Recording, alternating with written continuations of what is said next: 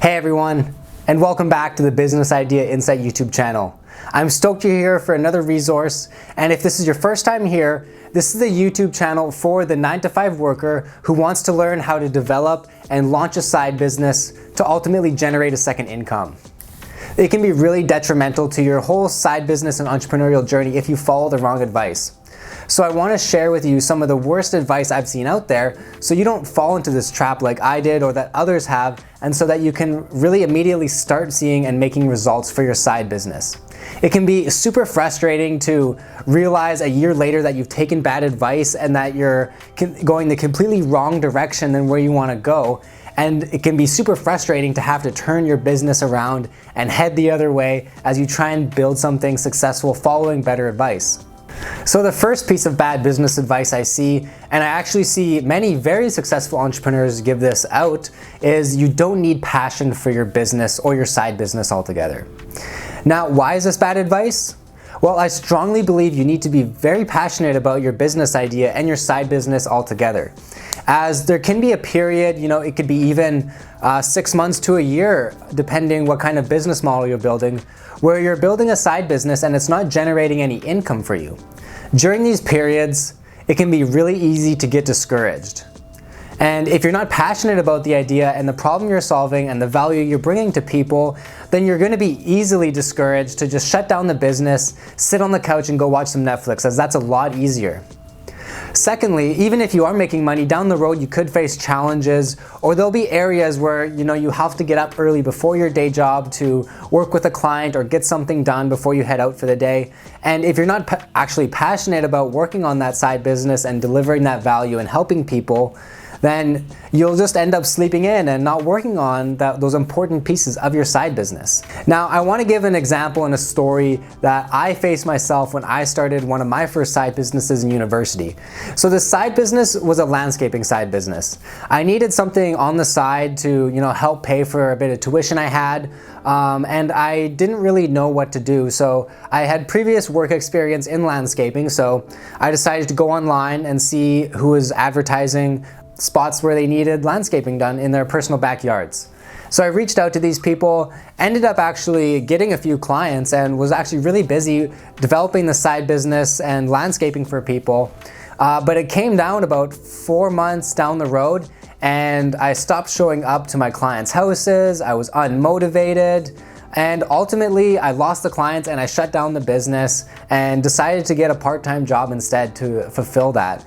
And that was ultimately because I wasn't passionate about it. Showing up to this client's house, I was really just in it for the money. I wasn't passionate about landscaping or making their yard look better. I really just wanted the money they could give me and just perform this service as quick as I could and get out of there. And ultimately that drove this side business into the ground, into something that could actually be really successful today. So that's one story why passion is really important. The second piece of bad business advice I see, and this can get a little controversial, is building a business off the back of someone else's business. Now, if you haven't heard of this, one of the most common terms for this right now is Amazon FBA. And what this is really, Amazon FBA, is you're building a dropshipping company on the back of Amazon.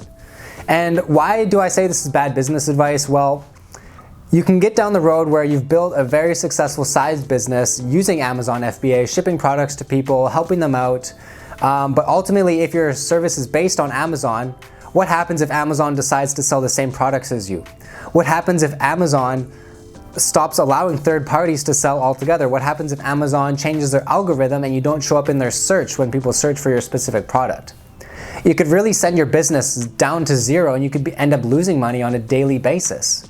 And so while starting these other businesses on the back of something else can be profitable and you can reach success for a few months to a few years, in the long run, if you're building something for 5 to 10 years, it's going to be really challenging if you don't have your own website where people can fulfill orders, your own systems, and your own independent side business that's not completely reliant on something else. You know, another good example would be with Business Idea Insight, I have a lot of a reliance on Google for getting search engine traffic. So I've tried to diversify this traffic, you know, by developing YouTube videos, going on social media, diversifying where I get my audience so I'm not dependent on one source. And I'm not building my business off the back of some other business where they can simply change their algorithm, change something they do to offer different information, and something that would completely destroy my side business. So be really careful with how you're positioning your side business, and if you're complementing another company and their services, you really want to be careful about that.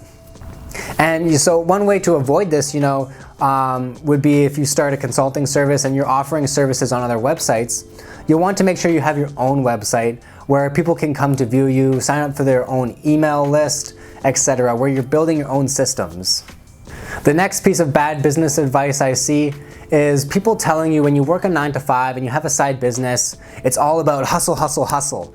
You need to grind, you need to wake up at 4 a.m. to work on your side business before you go to your day job. On your lunch, you need to work on your side business. When you get off work, it's time to work on your side business until you're so tired you pass out at your desk. That sounds like a horrible life. And it's what a lot of people tout online, you know, hustle, hustle, hustle, grind, grind, grind, until you find that success and then grind harder. And if you think about it, it's not the greatest way to live life. I used to actually run my side business like this, and it can really tear your life apart. I ended up finding my health in steep decline. I wasn't working out. I wasn't dieting properly. My relationships started to fall apart. Me and my girlfriend would fight more.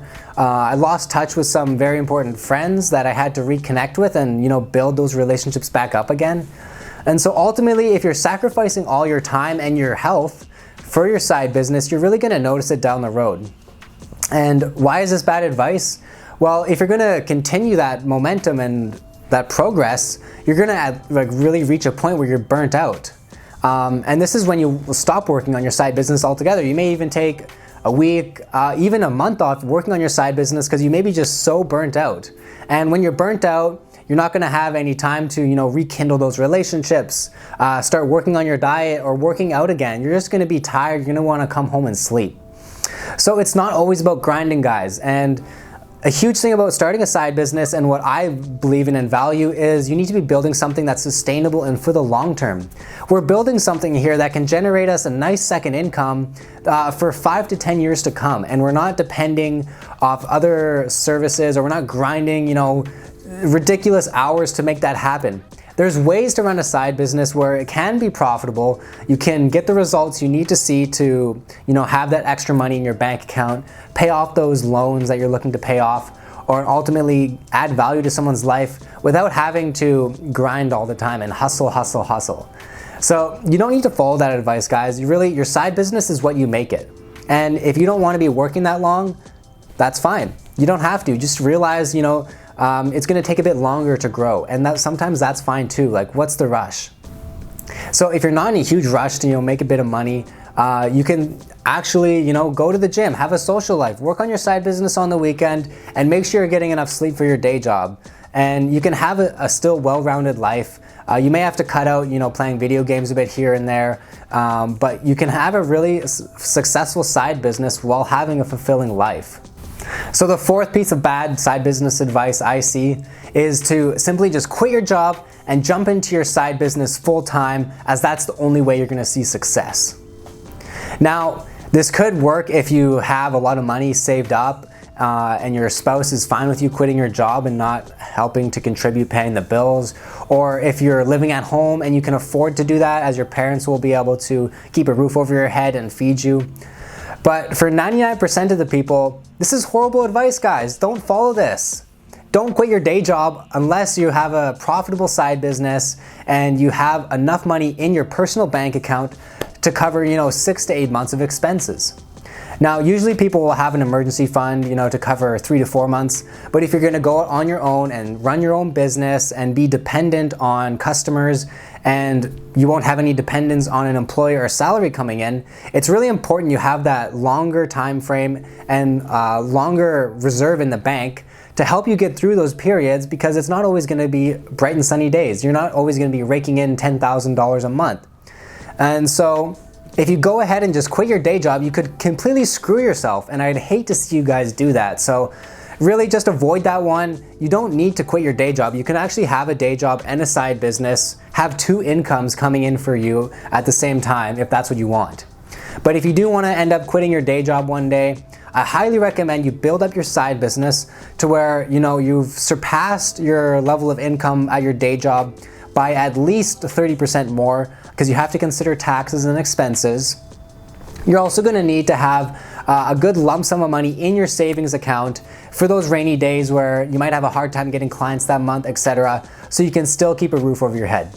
But definitely, guys, don't just start a side business and quit your job. Like, don't follow that BS. It could really get you into a wrong position down the road where you have to look for a part-time job that, you're flipping burgers or something because you had to take a job overnight because you can't pay rent. That's a situation I don't want you to be in, so please don't follow that. Now, another bad piece of business advice I see is when people who have started a side business and they haven't developed their offer, they haven't mapped out who their ideal customer is, or they haven't really built a business plan or anything else, you'll hear people say, start a blog. And while having a blog can be great for creating inbound traffic to your website for leads, if that's what you're doing, if you're just starting a blog for the sake of starting a blog, it's actually not building your business. And this was actually a huge piece of advice, bad piece of advice that I followed when I first started Business Idea Insight 3 years ago. I was so focused on building an awesome blog to provide awesome value for people. And what it turned out is I was actually spending all my time just building a blog. And that's all it was. I was getting a lot of visitors. People were emailing me saying, thanks so much for this content. But guess what? Money was going out the door every month, on website hosting, security, email, keeping the website up and running, keeping this blog up and running, and zero money was coming in the door because I didn't actually have any services out there to provide value for people so they could pay me. People were just reading it, signing up to my email newsletter and saying thanks. And, at the end of the day, I really wouldn't have started with that approach, starting a blog in the beginning. What I definitely recommend starting a blog after you've developed your service, after you've got your first few clients, and you're looking for that inbound marketing for those people searching keywords on Google for your related service. So then that's when it's a good piece of advice to take. But if you haven't done the prior steps I talked about, definitely stray away from the blog for now. You can do that down the road to generate the inbound leads. But don't start the blog as your sole business or as your sole driver to create something that will bring value to people that they'll pay you for. It's really not the right path. So this sixth piece of bad business advice I see generally comes for people who don't run a business, they don't have a business, they're usually just working for someone, or they may even be unemployed.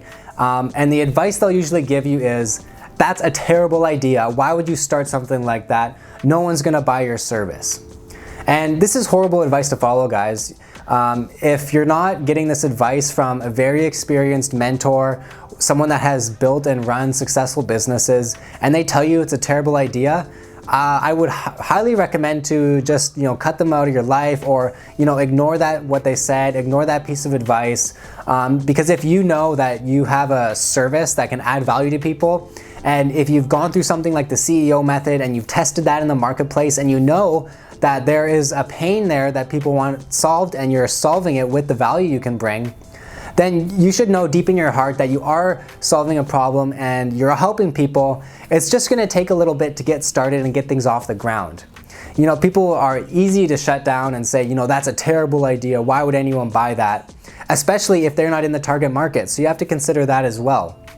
And people love to present negative ideas and look down on you if they're feeling insecure about that themselves. A lot of people will say, if you're talking to them and you bring up your business idea, they'll say, that's a crap idea, that's a terrible idea, mainly because, they probably feel insecure about themselves. They don't feel like they could actually start a business like what you're doing, so it's intimidating. So they need to sort of put you down, give you a negative feedback to sort of bring themselves in the same playing field as you.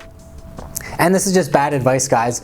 Unless this person, is from Dragon's Den or Shark Tank, or a famous entrepreneur that you really respect and follow, if they're not in your target market and they tell you it's a terrible idea, you should really take that with a grain of salt, maybe ignore it, and maybe just use that for energy, be like, hey, this is a great idea and this is gonna be a successful side business. So while there's a lot of bad business advice out there, guys, the 7th point I want to touch on is that people say you'll need an idea that's totally new. And why is this bad advice? Well, if you're starting something that's totally new, something that the market's never seen before, you're gonna have to actually spend a lot of time and money, educating them on the features and the benefits, how it's going to help them and solve a problem in their life. You're also gonna have to spend more time and money developing a prototype, as manufacturers may not know how to develop it. You probably don't know how to develop it, as it's something new and it's something people haven't seen before. So it's gonna take up a lot more startup capital, it's gonna take up a lot more investment of your time, and it's ultimately gonna be harder to, educate the market and get them to buy. And this is where big companies come in and where you'll run into huge competition because they have huge wallets, billions of dollars, millions of dollars they can invest and launch something right away. So I don't recommend you start something new. I recommend you look to start something that has a gap in the market of an already existing market.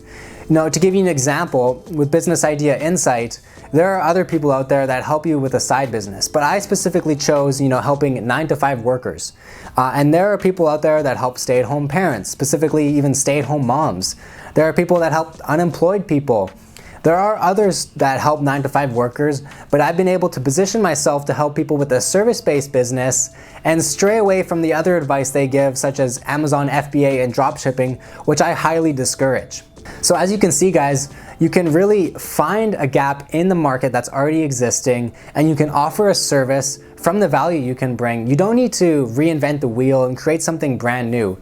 Especially if this is your first side business, you really want to save your time and energy for you delivering value to your customer so you can get some profits coming in and get that second income, which is the ultimate goal here.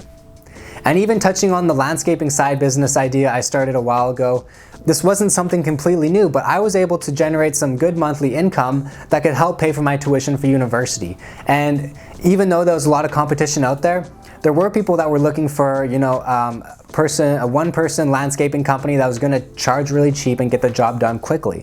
So I was able to uniquely position myself in the market of the landscaping market altogether and find a side business that worked for me.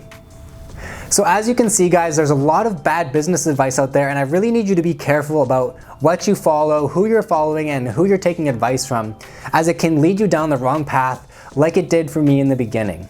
And I'd hate for you guys to actually head the wrong way in the beginning, because as I learned about 2 years ago, a year ago, that when you do the 180 with your business, it's super painful and it's a super frustrating process. You almost get to the point where you think about shutting everything down because you're like, what did I just build? What have I been doing that now I have to turn around and switch and update all this stuff so it makes sense going forward? So if you follow the right advice, guys, you can really have a successful path going forward, and you don't have to worry about all the other crap that I talked about. You don't have to take that advice. And so if you're looking for better business advice for your side business while you work full-time, and you're looking for some mentorship and coaching, I've developed a one-on-one coaching program just for you guys who are working a 9-to-5 and want to develop and launch a side business. You can find out more details about that in the description below, and it's a full 3-month process that will get you the results you're looking for with your side business. So that's it for today, guys. I hope to see you next week, and you can check out some of the other videos here.